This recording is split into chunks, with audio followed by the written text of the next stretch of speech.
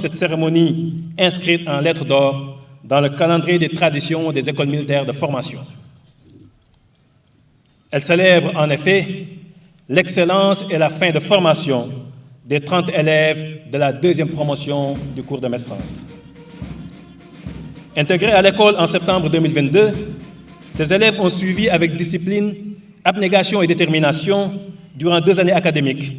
D'une part, un enseignement commun dans les domaines de la formation militaire, maritime, sportive et de l'enseignement général, et d'autre part, une formation d'aptitude technique dans les 3 spécialités suivantes: manœuvrier, électricien et fusilier marin commando.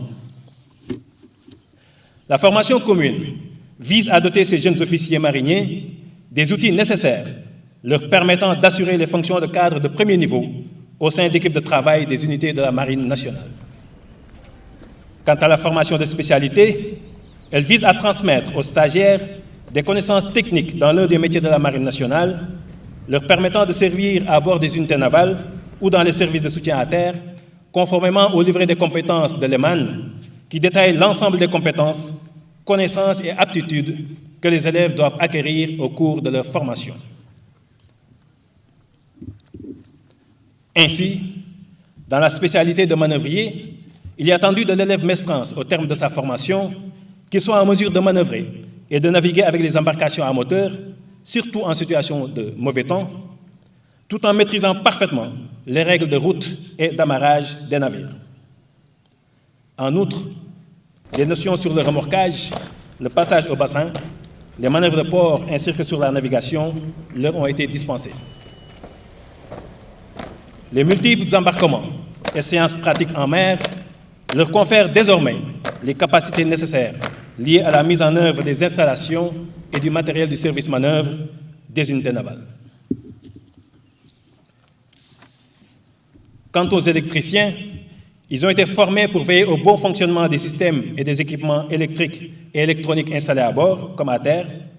Les connaissances inculquées leur permettront de comprendre les limites et les contraintes des principes de production d'énergie à bord, ainsi que les principes de base de la maintenance des systèmes embarqués.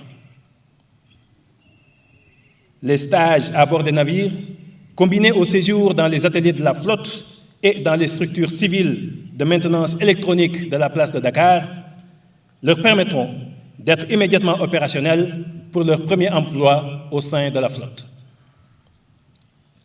Enfin, les 10 fusiliers marins commando ont pu acquérir durant leur formation de spécialité les techniques et connaissances leur permettant, avec sûreté et sécurité, de pouvoir commander au sein d'une escouade un groupe FUMACO, de remplir avec compétence les fonctions diverses qui peuvent leur être confiées au sein d'une escouade et d'accomplir la fonction de chef d'élément au sein d'une équipe de visite.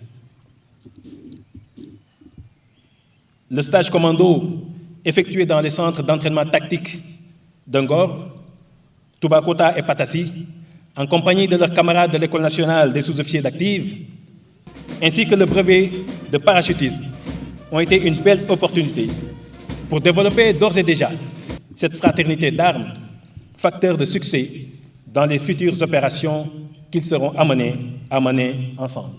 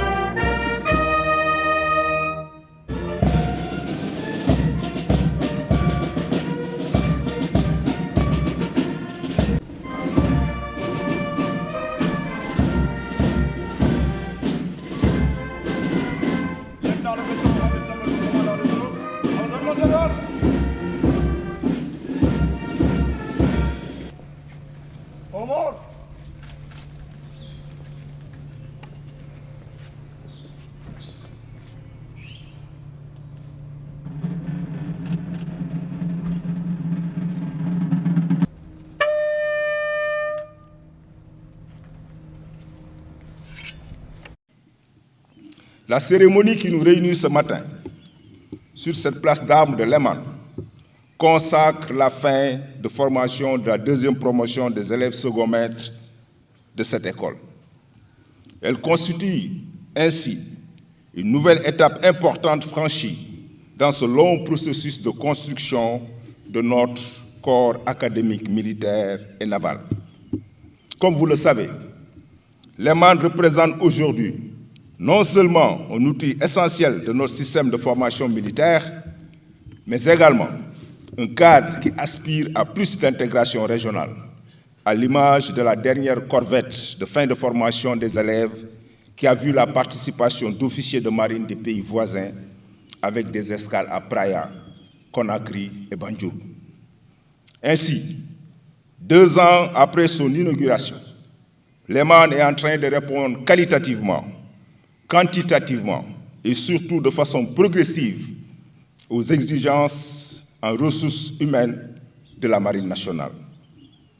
En générant les compétences nécessaires à l'armement en personnel des navires et des structures de soutien de la Marine, Léman joue un rôle important dans l'accompagnement de la montée en puissance de l'armée de mer et dans le renforcement du dispositif sécuritaire national, notamment par la capacitation des personnels chargés de la sécurisation de nos ressources stratégiques dans le cadre de l'action de l'État en mer.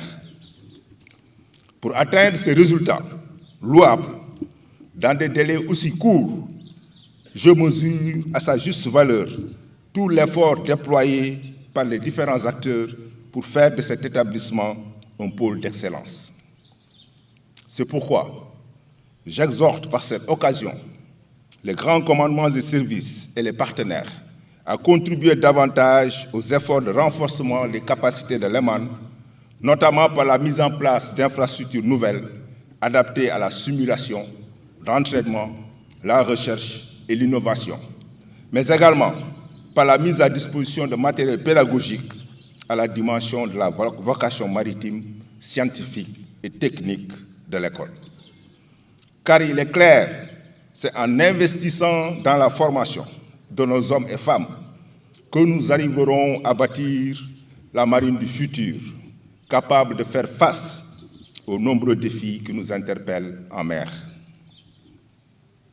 Second maître de la deuxième promotion du cours de maintenance de Léman, je vous félicite pour la somme d'efforts et de persévérance que vous avez déployés pour arriver à ces résultats couronnés de succès.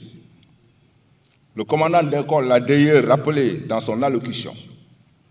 D'importants actes ont été posés par le commandement et vos encadreurs pour vous inculquer les valeurs et compétences nécessaires afin que vous puissiez servir d'une manière adéquate la marine et les armées de notre pays.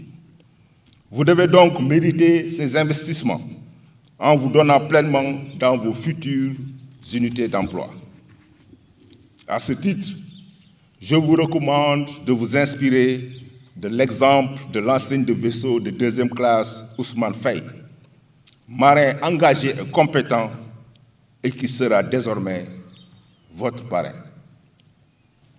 Vous avez choisi un noble métier, celui des armes, et plus particulièrement la mer, un choix de vie qu'il vous faudra tenir. Pour vous épanouir pleinement dans vos futures fonctions, vous devrez servir avec passion, en gardant comme repère la combativité, le sens de l'effort et l'enthousiasme de la jeunesse. Gardez également en permanence à l'esprit que le sous-officier est un maillon important de la chaîne de commandement. C'est d'ailleurs pourquoi j'ai tenu à réactiver et renforcer les attributions des présidents de catégorie, sous-officiers et militaires du rang. À ce titre, vous devez être une force de proposition pour le commandement, une inspiration pour vos subordonnés et une véritable courroie de transmission entre les différents échelons. Pour y arriver, le secret se trouve dans l'apprentissage et la quête permanente du dépassement et du professionnalisme, seul viatique qui vous portera sur le sentier de la qualité et de la réussite. Il ne me reste plus qu'à vous renouveler mes chaleureuses félicitations et à former des vœux pour que vos carrières vous apportent des satisfactions personnelles dignes de votre engagement pour le succès des armées du Sénégal.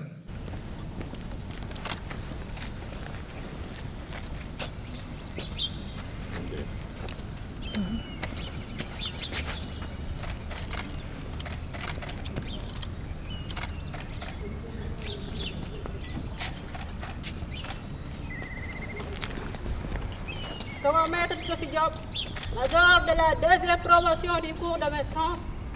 À vos ordres, général!